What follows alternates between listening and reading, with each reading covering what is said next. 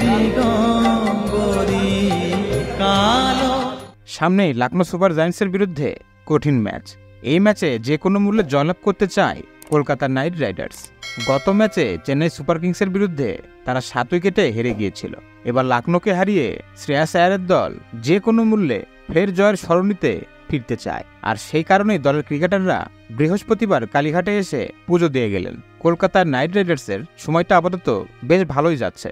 2024 IPL টুর্নামেন্টে প্রথম 3টে ম্যাচে তারা জয়ের হ্যাটট্রিক করেছিল, এরপরই হয় ছন্দপতন।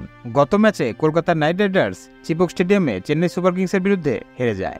এই পরাজয় নিয়ে ইতিমধ্যেই সমালোচনার ঝড় উঠতে শুরু করেছে।